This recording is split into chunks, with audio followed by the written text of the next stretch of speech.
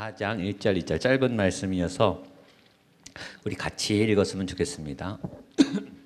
구약 요나서 1289 쪽입니다. 4장 1절 2절 우리 한 목소리로 같이 읽겠습니다. 시작. 요나가 매우 싫어하고 성내며 여호와께 기도하여 이르되 여호와여 내가 고국에 있을 때 이러하겠다고 말씀하지 아니하셨나이까. 그러므로 내가 빨리 다시스로 도망하였사오니 주께서는 은혜로우시며 자비로우시며 노하기를 더디하시며 이내가 그 지사 뜻을 돌이켜 아니하시는 하나님이신 줄을 내가 알았음이니이다. 아멘. 오늘의 강사 목사님은 이필산 목사님이십니다. 목사님은 청운교회 담임 목사님이시고 장신대와 뉴브론스 의교에서 공부를 하셨습니다. 또 명성교회에서 목회를 오래 우리 김상원 목사님 밑에서 굉장히 오래 훈련을 잘 받으셨습니다. 6년 전에 청운교회 담임으로 가셨는데 그때 2,000명이었는데 지금 6년 만에 6,000명이 됐어요. 그래서 굉장히 강남에서 아주 주목받는 차세대 목회자로 또 그 내용이 부흥의 내용이 말씀이었어요. 이 말씀으로 이렇게 성도들을 양육하고 목양하시는.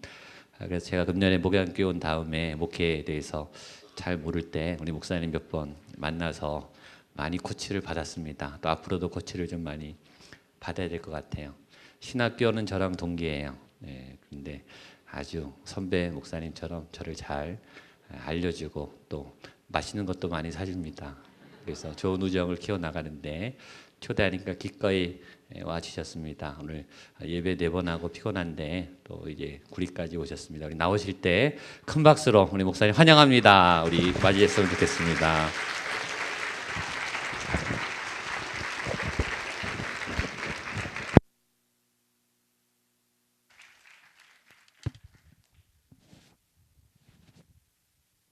할렐루야. 부족한 저를 또 귀한 잔에 초청해 주신 목사님과 여러 장로님들께 감사를 드립니다. 제가 오면서 봤는데 한국교회 소망이 있다라는 생각을 하게 됩니다. 이렇게 저녁 예배에 젊은이들이 이렇게 많이 있고 다 젊은 분들만 와서 앉아 계신데 이러면 우리 한국교회 소망이 있다 그런 생각을 하게 됩니다. 또 우리 목양교회 교우 한 분 한 분 너무 뛰어나시다는 생각을 하게 됩니다. 사람 볼 줄 아시는 분들이다 생각을 합니다. 제가 우리 공 목사님과 같이 신대원 때 그런 생각을 했습니다. 누군지 몰라도 우리 공 목사님 데려가는 교회는 참 좋겠다라는 생각을 했는데 전 내심 좀 더 우리 공 목사님이 더 이제 여기가 그렇다는 게 아니고요. 더 이렇게 그러시기를 바랬는데 아주 여러분들 잘 잡으셨습니다. 제가 오면서 딱 보니까 놀라운 역사가 일어날 것입니다. 정말 뭐 여기 뛰어나고 잘하고 뭐 그런 분들 많은데요. 우리 공 목사님은 진국 같은 분이십니다. 정말 신대원 때 3년 동안 한결같습니다. 사람이 뭐 이렇게 더하고 뭐하고 한결같이 꾸준한, 요즘은 꾸준한 게 최고입니다. 우리 여러분들 이제 몇 달 지금 같이 계신 지 몇 달 안 됐죠? 아직은 그 진가를 모를 겁니다. 그냥 좋은 줄로만 알지 진가를 모르실 겁니다. 겪으면 겪을수록 뭐라고 그래야 되나요? 이게 된장찌개 같다 그러면 요즘 된장남이라 그래서 별로 안 좋고 하여튼 뭐 이렇게 있으면 있을수록 좋은 분이고 늘 생각나는 분이고 귀한 분입니다. 앞으로 목양교회를 통하여 하나님께서 하실 일들을 늘 기대하며 응원하고 기도하도록 하겠습니다. 한번 말씀을 위해 기도드리겠습니다. 사랑의 하나님 아버지, 오늘도 저희를 불러주시면 감사합니다. 저의 마음을 열어 하나님의 말씀을 받겠습니다. 저희들에게 들려주시되 하나님 내가 듣고 싶은 것만 듣지 않게 하시고 하나님이 들려주고 싶으신 말씀으로 담게 하시며 그렇게 살게 하여 주시옵소서. 믿사오며 예수 그리스도의 이름으로 기도드립니다. 아멘. 오늘 우리가 요나서의 말씀을 보았습니다. 요나 그러면 우리들에게 그렇게 인식이 좋은 편은 아닙니다. 그렇죠? 굉장히 부정적인 이미지로 많이 다가옵니다. 왜냐하면 하나님의 명령을 아주 대놓고 거역한 거의 유일한 선지자 중에 하나라고 얘기해도 과언이 아닐 겁니다. 근데 그 정도는 아직 끝이 아니었습니다. 그래서 예수님이래 하나님이 요나를 바다에 던지게 하시고 다시 물고기 뱃속에서 받게 하신 다음에 살려주셨잖아요. 그리고 나서 이제 요나가 정신 차린 줄 알았죠. 그래서 니느웨에 가서 니느웨에게 회개하라고 얘기하라고 시켰는데 니느웨는 3일 길을 돌아야 되는 그런 성입니다. 하루만 도는 겁니다. 하루만. 이거는 반항에 가깝지 않겠습니까? 3일 동안 그 살려주신 하나님의 은혜를 생각하면 열심히 전해야 되는데 하루 끼만 돌아온 거죠. 그러면서 하나님 앞에 이렇게 얘기합니다. 저 성은 반드시 멸망해야 합니다. 그런데 이제 3일이 지나도 성이 멸망하지 않을 것 같으니까 오늘 우리가 읽은 말씀과 같은 그런 일들을 하나 행합니다. 읽은 그대로입니다. 요나가 매우 싫어하고 성내며, 싫어하고 성낸 게 지금 누구한테 한 겁니까? 하나님한테 하는 겁니다. 그리고 하나님한테 이렇게 얘기를 하는 거죠. 내가 이래서 이럴 줄 알았다고. 내가 그래서 안 오려고 그랬지 않냐고. 내가 하나님 이럴 줄 알아서 내가 안 오려고 그랬는데 이러시면 안 된다고. 반드시 저기는 멸망시켜야 된다고. 지금 이런 식으로 요나가 나오고 있는 부분을 보게 됩니다. 굉장히 놀랍지 않습니까? 요나는 뭔가 두려움을 느끼는 감각 자체가 상실되어진 그런 사람인 것 같은 생각이 듭니다. 어떻게 감히 하나님께 그럴 수가 있겠냐. 이 뒤로도요, 이게 한 번으로 끝난 게 아니고요. 하나님 박넝쿨을 예비해 주셔서 박넝쿨로 이렇게 그늘지게 해주셨는데 그 다음날 또 박넝쿨을 벌레가 먹어서 썩고 죽게 했거든요. 그랬더니 요나가 또 혼미하여 스스로 죽기를 구하며 죽는 것이 내게 낫겠다. 그러면서 하나님 앞에 또 굉장히 강하게 대드는 듯한 모습을 우리가 보게 됩니다. 야, 이거 어떻게 요나가 왜 이랬나? 이게 이 사람이 진짜 정신이 있는 건가 없는 건가 생각하게 되어지는 대목입니다. 여러분들은 만약에 여러분들이 요나와 같은 자리에 있었으면 어떻게 했겠습니까? 저 같았으면요, 하나님이 저한테 니느웨로 가라 그러면 정말 니느웨가 싫어요. 니느웨는 반드시 멸망해야 된다는 생각을 분명히 갖고 절대 가기 싫지만 하나님이 가라 그러면 갔을 거예요. 저는 욕먹는 거 되게 싫어하는 스타일이거든요. 게다가 그게 하나님한테 욕먹는 건 진짜 더더욱 싫은. 니느웨는 싫지만 니느웨보다 하나님한테 욕먹는 건 더 싫어하는 스타일이니까. 또 괜히 하나님의 말씀을 안 들었다가 어떤 벌을 당할지 두려워서 저는 갔을 겁니다. 가서 전하긴 전했을 거예요. 그런데 이 요나는 지금 그러지 않고 있다라는 것입니다. 저는 처음에 요나가 되게 부족한 사람, 덜 떨어진 사람인 줄 알았어요. 근데 가만히 묵상해 보니까 그렇지 않다는 사실을 깨닫게 됩니다. 왜냐하면 말이죠, 아까도 말씀을 드렸지만 제가 하나님께서 니느웨로 가라 그러면 저 니느웨로 갔을 거예요. 그런데 왜 니느웨로 갔겠어요? 벌 받을 게 두려워서 간 거예요. 안 가면 하나님이 혼낼까 봐 간 거예요. 정말 니느웨를 사랑하는 하나님의 마음을 아는 거는 생각하지도 않고 그냥 맞을까 봐, 혼날까 봐, 벌 받을까 봐, 복 받지 못할까 봐 무서워서 가는 것뿐이에요. 그런데 요나는 그렇지 않았다는 거죠. 요나는 도망쳤어요. 근데 보면요, 요나가 우리보다 하나님에 대해서 더 정확하게 알고 있다는 사실을 깨닫게 되어집니다. 오늘 요나가 이렇게 얘기하지 않습니까? 내가 하나님이 니느웨로 가라 그랬을 때 내가 왜 다시스로 도망갔는지 아세요? 하나님은 은혜로우시고 자비로우시고 노하기를 더디하시고 인애가 크시사 뜻을 돌이켜 재앙을 일으키지 아니하시는 하나님이신 줄로 알았기 때문에 라고 적고 있습니다. 우리는 하나님에게 벌 받을까 봐, 혼날까 봐 순종하지만 요나는 우리보다 하나님이 어떤 하나님인지 분명히 알았던 거예요. 하나님은 인애로우시고 자비로우시고 선하시고 뜻을 돌이켜 별을 내리시지를 않으시는 하나님인 줄 알았기 때문에 그 도망가 버린 거예요. 지금 이 자리에서도요, 요나가 하나님 앞에 이렇게 대놓고 얘기할 수 있었던 거는요, 하나님의 중심을 너무 잘 알고 있기 때문에 그래요. 우리는 하나님 앞에 대놓고 이렇게 얘기 절대로 못 하잖아요. 우리가 우리의 삶을 살면서 하나님 앞에 원망하고 하나님께 욕이라고 하면 그렇지만 하나님 앞에 이렇게 반항하고 싶은 삶의 자리가 왜 없겠어요, 여러분들? 그럴 때 있잖아요. 그러면서 하나님 왜 정말 나한테 이러시냐고, 진짜 내가 성격이 없어서 이러냐고 막 이러고 싶다가도 그렇지 못할 때 많잖아요. 왜? 하나님한테 맞을까 봐, 괜히 승질 부렸다가 본전도 못 찾을까 봐 우리는 그렇게 하나님을 생각하고 있을 때가 많잖아요. 내가 화내면 무조건 화냈다고 건방지다고 때리고, 내가 좀 까불면 까분다고 때리시고, 죄 지으면 죄 짓는다고 때리시고, 우리가 생각하는 하나님은 그럴 때가 많아요. 그래서 벌 받기 싫어서 복 받으려고 잘 보이려고 하나님 앞에 잘하는 척할 때가 얼마나 많이 있어요. 그때 우리가 생각하는 하나님이 진짜 바른 하나님의 모습이 맞느냐라는 거죠. 근데 요나는요, 안 그랬다는 거예요. 요나는 하나님이 어떤 분인지 정확히 안 거예요. 하나님은 내가 그런다고 해서 막 패 죽이고 그럴 사람이 아니라는 거 안 거예요. 그럴 뿐인 줄로 몰랐다면 그렇게 하지 않았겠죠. 무서웠더라면 들었겠죠. 근데 그냥 다시스로 도망가 버린 거예요. 하나님 자비로우신 하나님인 거 알았거든요. 인애가 많으신 하나님인 거 알았거든요. 이 정도 도망쳤다고 막 뭐라고 그러실 분은 아닌 줄로 믿었거든요. 근데 덜커덕 이게 풍랑을 만나가지고 물고기 뱃속에 들어간 거예요. 그렇지만 다시 건져 주셨는데 그 다음에 또 하나님이 너무 잘하니까. 근데 하나님이 그 다음에 어떻게 나오세요? 너무 의외잖아요. 하나님 되게 친절하게 얘기해 주세요.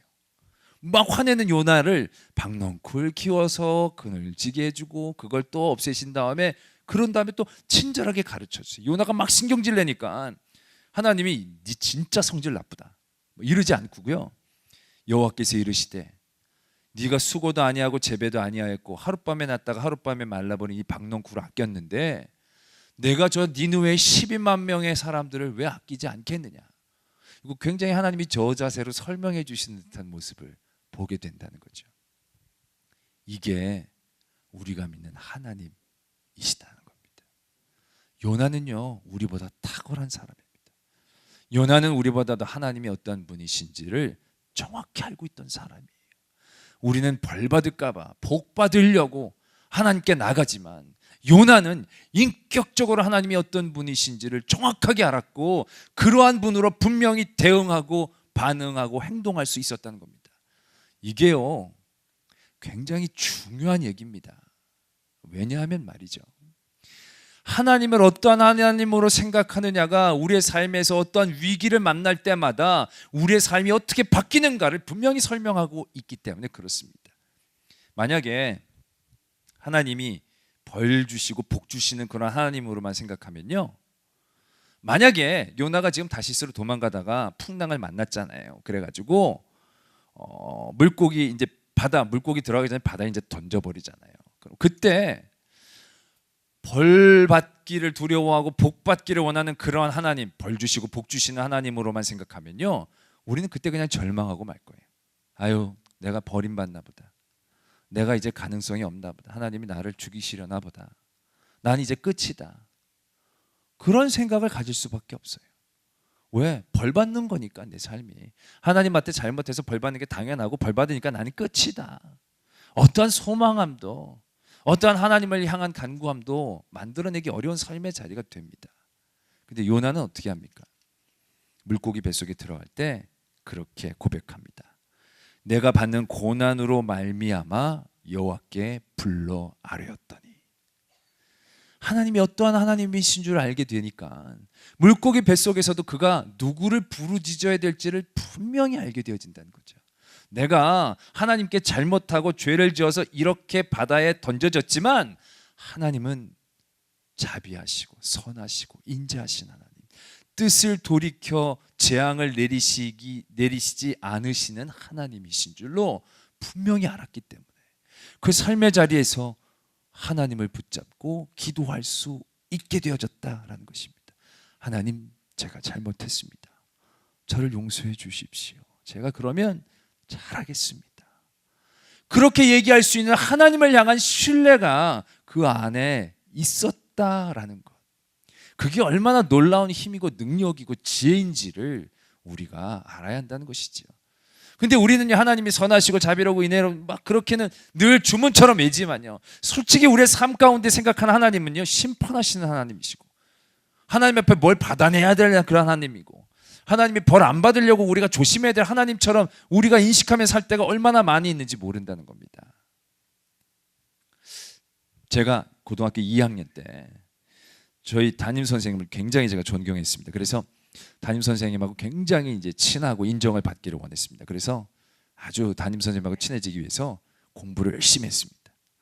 선생님하고 친해지는 방법은 공부를 열심히 하는 거이라고 생각을 했거든요. 그리고 굉장히 모범적으로 살려고 했습니다. 근데 이상하게 선생님하고 잘 친해지기가 어려운 거예요. 근데 우리 반에 선생님하고 굉장히 친한 애가 있었어요. 근데 얘는요, 공부 잘하는 애가 아니에요. 공부도 중간 이하예요. 그리고 생활의 그런 면도 모범생이 아니에요.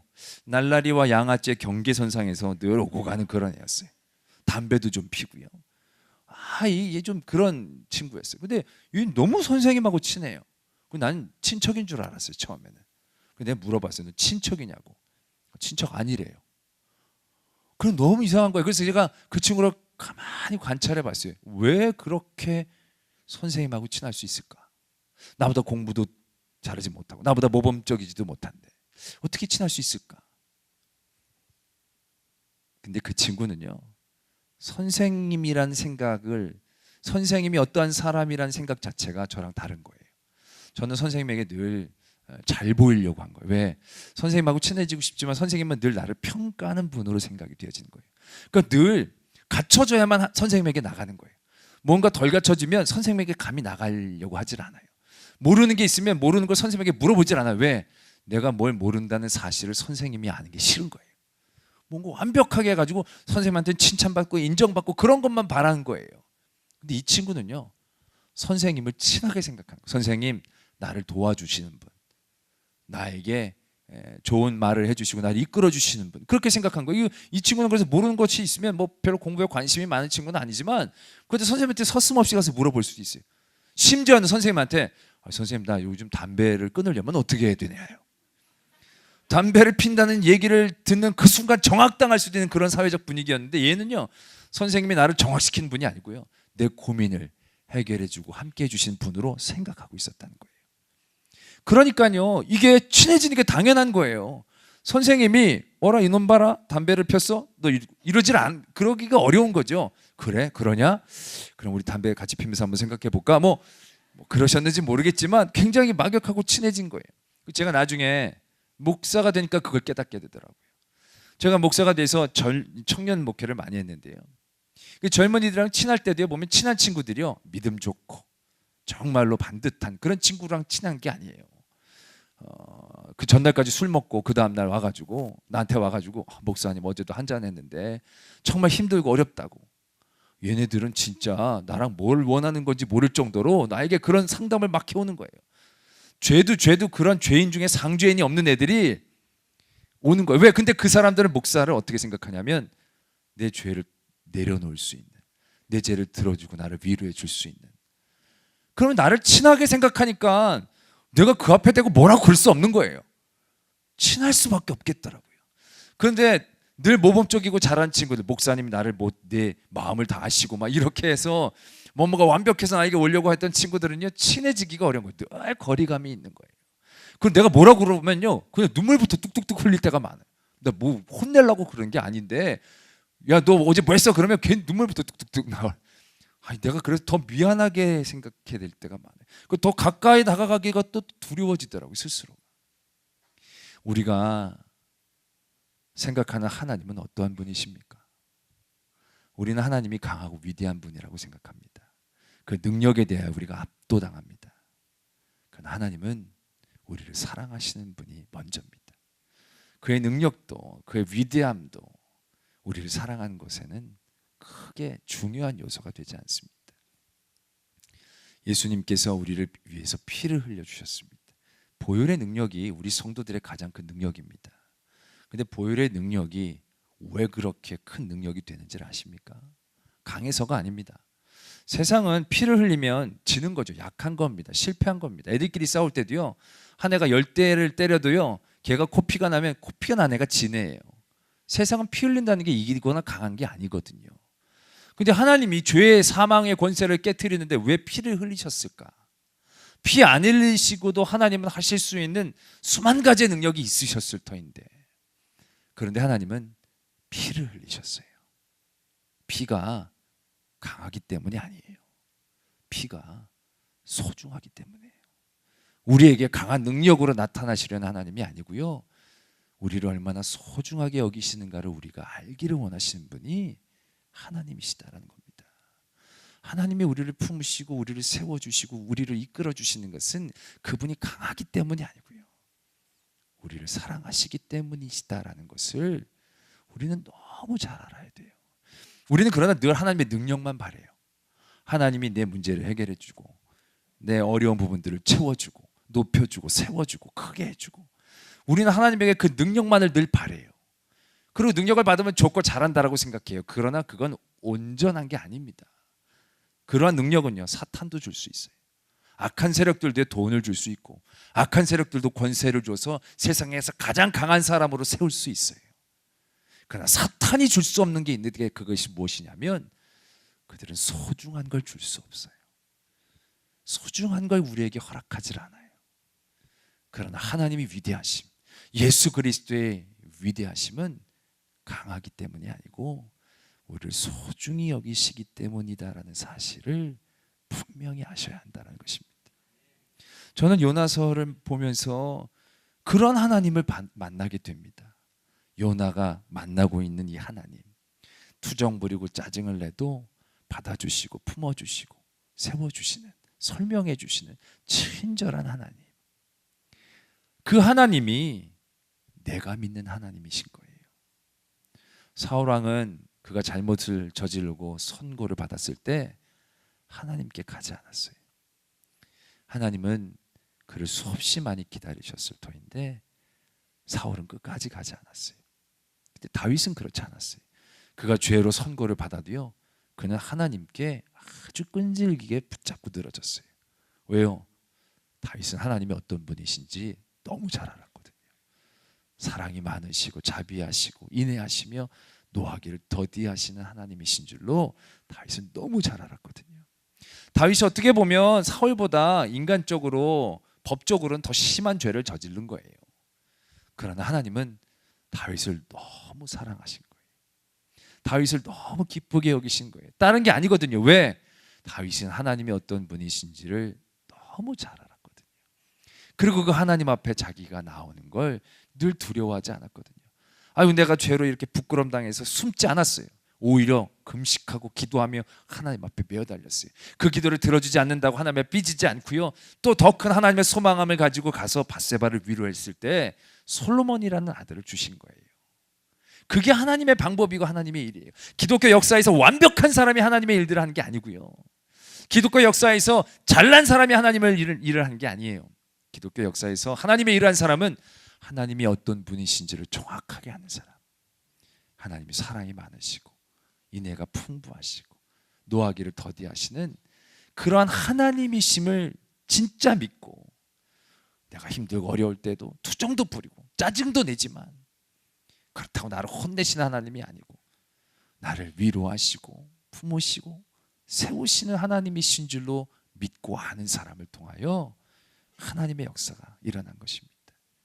근데 우리는 늘 받는 것만 생각하니까 하나님이 두려워지는 거예요. 늘 하나님으로부터 인격적으로 서로 친해지고 그 사랑으로 나누는 것에 대한 중심이 아니고 하나님한테 뭘 받을까, 뭘 받아낼 수 있을까, 이걸 받아낼 수 있을까, 거기에만 매이니까 늘 하나님이 두려운 거예요. 하나님이 무서운 거예요. 하나님에게 가식적으로 나가게 되는 거예요. 그러나 하나님은 절대 그런 분이 아니세요. 여러분도 하나님한테 섭섭하면 섭섭하다고 얘기해도 돼요. 하나님 나한테 왜 이러시냐고, 너무 심하신 거 아니냐고. 진짜 화가 나서 화가 낼 수도 있지만 그렇게 화를 내도 되는 만만한 하나님이 아니라 나를 절대 버리시지 않는 하나님, 나를 늘 품으시는, 나를 늘 일깨워 주시고 나를 늘 보호하시는 그런 하나님이신 줄로 믿는 믿음이 우리들에게 있어져야 한다는 것입니다. 하나님은 우리에게 빛을 비춰주세요. 그 빛으로 우리를 환하게 보게 하세요. 그 빛 때문에 우리가 추악한 우리의 죄도 보이게 돼요. 그러나 그 빛은 우리에게 그 죄를 가르치고 정죄하려는 빛이 아니에요. 제가 참 좋아하는 찬양 중에 가사가 이런 게 있어요. 하나님의 빛 앞에서, 그 투명한 빛 앞에서 모두 드러날 나의 죄와 허물, 하나님의 빛 속에서, 그 따뜻한 빛 속에서 모두 고쳐질 나의 모든 상처와 아픔. 그 뒷부분은 제가 찬양으로 좀 불러봐도 될까요? 네. 뭐 박수는 치지 마시고 이렇게 가사를 좀 느끼기를 원하시는데, 드러내어 징계함 아닌 드러내어 고치시는 하나님의 은혜와 사랑, 하나님의 빛 드러내어 부끄럽게 하지 않고 더욱 단단히 만들 은혜와 사랑 전하게 할 하나님 그 빛. 아멘. 하나님의 빛은, 제가 서집사님보다 좀 잘 부르나요? 감사합니다. 하나님의 빛은 딱 그런 빛입니다. 드러내어 징계함 아닌 드러내어 고치시려는 것이고요, 드러내어 부끄럽게 하시려는 게 아니고요, 더 단단히 하시려는 것입니다. 하나님 앞에서의 내 죄가 드러날 때 부끄럽거나 수치스럽거나 무서워할 필요 없습니다. 그냥 하나님 앞에 솔직히 내어 보이고요, 조금 부끄럽다, 하나님이 그 부끄러움을 통하여 우리를 단단히 세우실 것입니다. 조금 아프다가 하나님께서 우리를 인도해 주신 더 큰 복의 자리로 우리를 인도해 주실 줄로 믿으셔야 합니다. 하나님은 절대로 우리를 버리시지 않습니다. 하나님은 절대로 포기하지 않습니다. 버리고 포기하시려면 이미 옛날에 하실 수 있었습니다. 그러나 소중한 예수 그리스도의 보혈의 피를 우리를 위하여 흘려주심을 통하여 하나님이 어떠한 분이신지를 우리에게 분명하게 얘기하고 계십니다. 그 어떤 것과도 바꿀 수 없는 그 소중한 것을 주신 그 하나님의 사랑이 우리가 진정 믿고 신뢰해야 할 것입니다. 뭔가를 주실 수 있는 능력이 아니고요, 우리를 절대로 버리시지 않는 그 하나님의 사랑, 그것이 우리가 믿어야 될 것이고 신뢰해야 될 것이고 우리가 간구해야 할 제목이 되어질 것입니다. 모든 목양교회 성도들, 그런 귀한 하나님이 어떤 분이신지를 정확히 알게 되어지셔서 어떠한 삶의 자리에서도 흔들리지 않고 늘 하나님 앞에 아뢰고 하나님 앞으로 달려감으로 하나님의 은혜로 누릴 수 있는 여러 성도들이 되어지기를 소망합니다. 우리 찬양하고 한번 기도하기를 원하는데요.